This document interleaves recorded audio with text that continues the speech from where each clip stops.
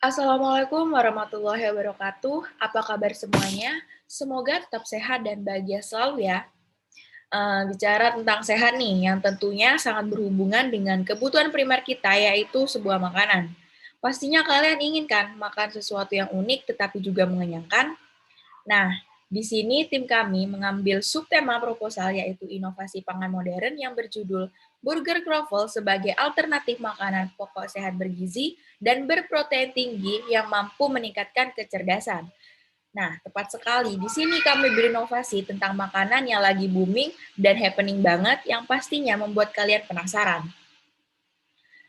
Sebelum lanjut ke rancangan bisnisnya, izinkan tim kami untuk memperkenalkan diri.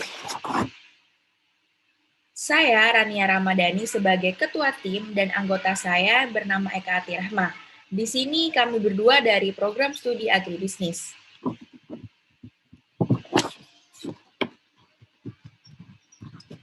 Ada beberapa pembahasan yang akan kami bahas dalam presentasi kali ini. Yang pertama ada konsep usaha, yang kedua ada bisnis model kanvas, yang ketiga ada aspek keuangan, dan yang terakhir ada kesimpulan. Baik, kita lanjut.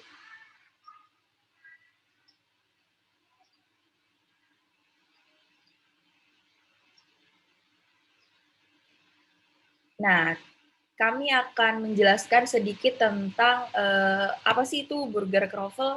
Nah, Burger Croffle ini merupakan suatu produk yang unik karena memadukan jajanan kekinian yaitu croffle dengan isian dari burger.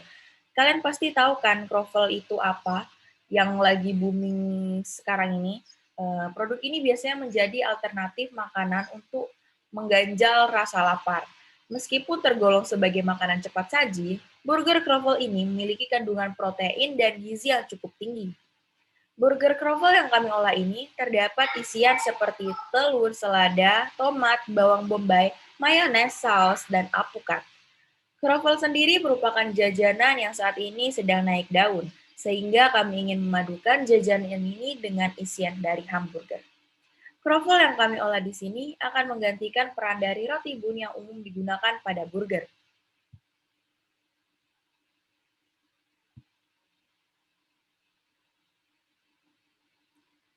Baik, kita lanjut ke pembahasan selanjutnya, yaitu bisnis model kanvas. Nah, untuk yang pertama ini ada customer segment. Burger Croffle ini memiliki target konsumen bagi mereka yang ingin makan burger namun dengan variasi yang berbeda dan dengan harga yang lebih murah daripada burger-burger yang lainnya. Burger Croffle ini merupakan alternatif bagi mereka yang sedang menjalankan program diet namun ingin makan makanan cepat saji. Karena produk ini didesain rendah karbohidrat namun tinggi protein. Selain itu, produk ini juga dapat dibeli oleh semua kalangan, baik perempuan, laki-laki, seorang pelajar, seorang mahasiswa, maupun masyarakat umum dengan tingkat ekonomi yang menengah. Nah, lanjut ke bagian B, yaitu value proposition. Yang pertama ada harga yang terjangkau. Dalam pemutusan pembelian oleh konsumen, seringkali harga dinilai sebagai salah satu hal yang paling diperhatikan. Oleh karena itu, dalam produk Burger Croffle ini, kami mematok harga yang sangat terjangkau dan tentunya dapat bersaing dengan harga di luar sana. Yang kedua ada pelayanan ramah dan profesional. Beberapa orang akan sangat memperhatikan bagaimana cara pelayanan dari suatu tempat untuk memutuskan apakah mereka akan melakukan repurchase atau tidak. Di sini kami sangat menghargai konsumen dan akan terus memberikan pelayanan yang baik sehingga konsumen akan merasa nyaman. Selain itu, kami akan membangun hubungan yang positif dengan konsumen sehingga dapat meningkatkan empati mereka terhadap produk ini. Yang ketiga ada halal. Bahan-bahan yang kami gunakan dalam membuat produk ini tentu saja berkualitas dan pastinya bersertifikat halal. Apalagi di sekitar wilayah produksi mayoritasnya adalah umat muslim. Dan yang terakhir ada camilan sehat dan tinggi protein. Burger Croffle ini dibuat dari bahan yang mengandung protein tinggi seperti telur. Selain protein, tentu saja terdapat vitamin-vitamin lain yang berasal dari sayuran yang dapat meningkatkan kecerdasan dan juga kesehatan pada tubuh.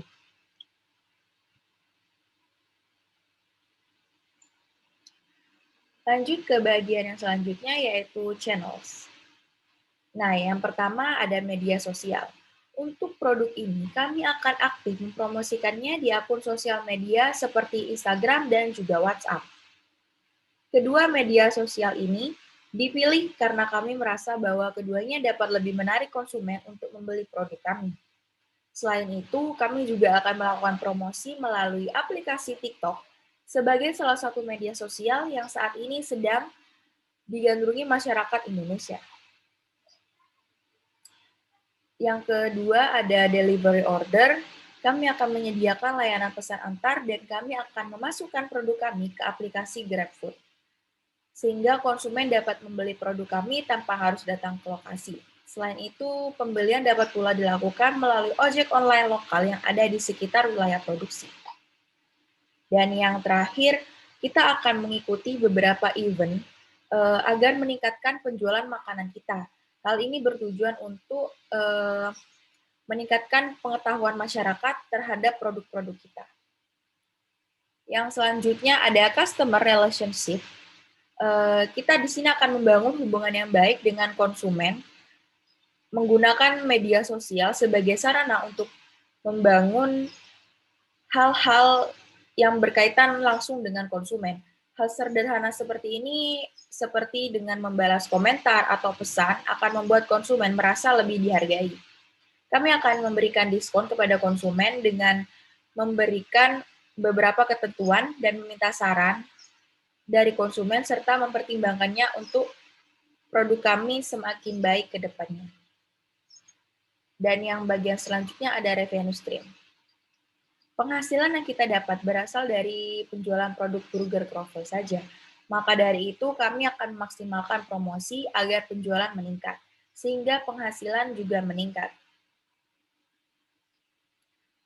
Hal ini dikarenakan memang kami fokus menjual produk makanan saja.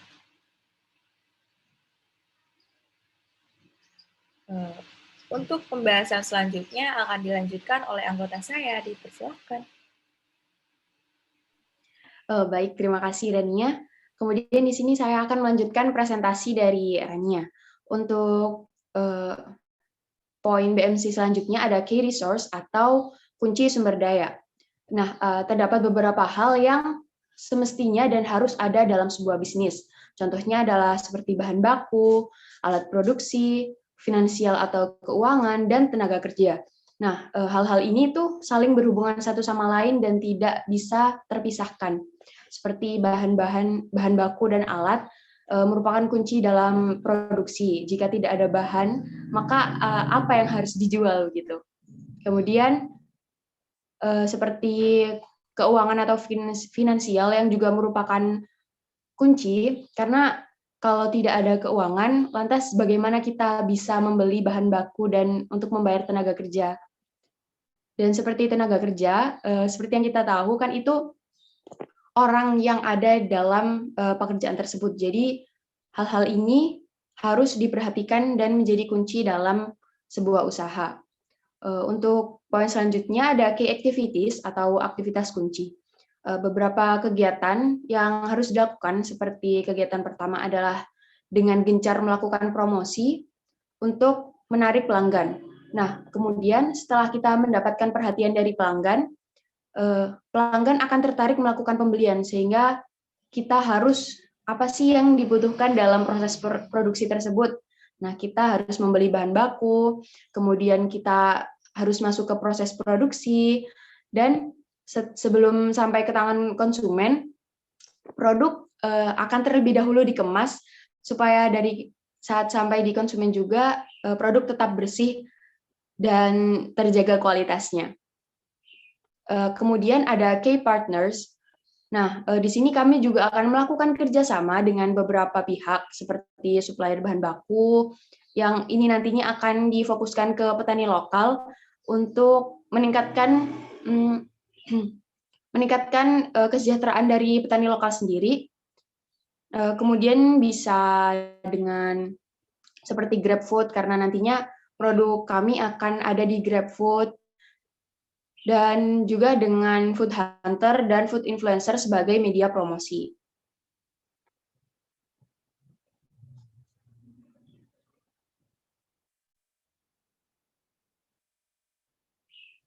Nah, untuk poin BMC yang terakhir ada cost structure. Nah, terdapat beberapa biaya yang nantinya akan dikeluarkan selama proses penjualan. Biaya-biaya ini meliputi biaya investasi peralatan, biaya produksi, biaya operasional, biaya pemasaran, dan beberapa biaya lain. Nah, biaya-biaya ini untuk setiap bulan akan berbeda dengan biaya yang akan dikeluarkan pada bulan ke-0. Artinya pada sebelum kita memasuki proses penjualan itu biayanya akan lebih besar daripada biaya untuk bulan-bulan selanjutnya. Nah, kenapa seperti ini? Karena pada bulan ke-0 itu kita masih perlu banyak yang dipersiapkan, sedangkan untuk bulan-bulan selanjutnya kita hanya akan lebih berfokus kepada produksi dan pengembangan produk.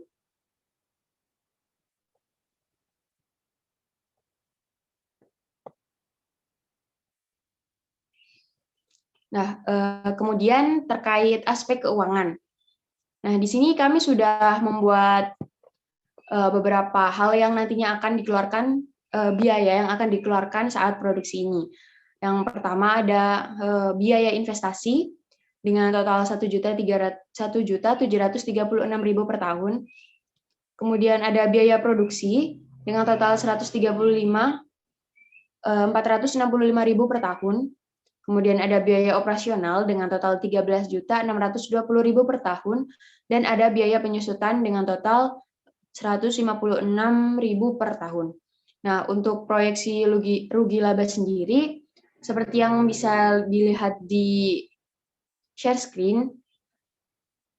Nah, di sini target penjualan kita per hari adalah 65.000 dengan harga per pack-nya adalah 10.500. Nah, dari penjualan tersebut kita akan mendapatkan sekitar 682.500.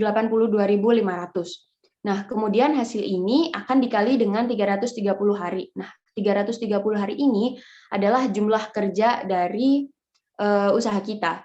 Nah, ini totalnya adalah 225.225.225.000.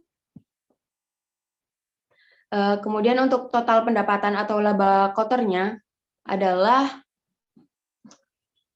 225.225.000. Nah, kemudian ke biaya variabel. Biaya variabel ini mencakup biaya bahan baku dan bahan pendukung dengan total 135.465.000. 135.465.000. Kemudian ada biaya tetap atau fixed cost dengan total biaya tetap adalah 13.766.000 dan total biaya produksi adalah 149.231.000. Nah, untuk laba bersihnya ini didapatkan dari pendapatan dikurangi biaya produksi dengan hasilnya 75.994.000.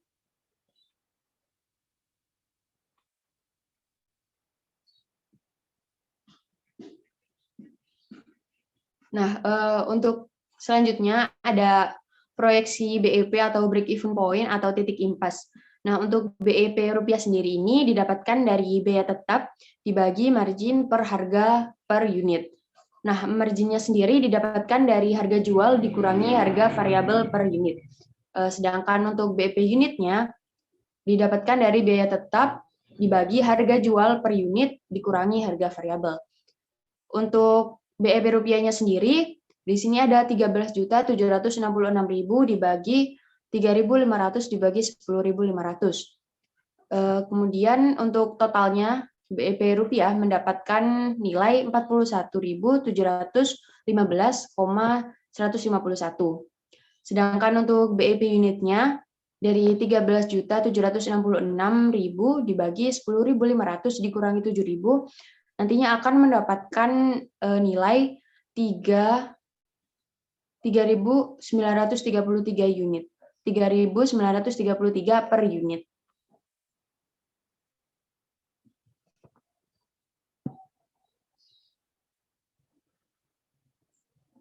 Nah, kesimpulan dari bisnis plan di tim kami ini, dengan melihat peluang yang sudah ada di pasaran, di mana jajanan kroffel ini masih jarang dijual di pasaran. Nah, untuk itu kami berinovasi untuk membuat jajanan sederhana yang dapat terus berkembang di pasaran. Nah, usaha Burger Croffle ini juga cukup menjanjikan, selain dikarenakan peluang pasar yang ada, penjual Burger Croffle juga belum ada yang berinovasi terkait produk ini di sekitaran lokasi. Nah, untuk itu diharapkan bisnis ini dapat bersaing dengan makanan lain dan menjadi suatu tren yang nantinya dapat booming di masyarakat. Sehingga untuk harganya sendiri nantinya juga akan menjadi, untuk kelebihannya ini nanti juga akan terjangkau harganya bagi masyarakat, dan untuk makanannya sendiri akan sehat dan unik bagi masyarakat. Oke, mungkin cukup sekian presentasi dari tim kami. Saya cukupkan. Terima kasih. Wassalamualaikum warahmatullahi wabarakatuh.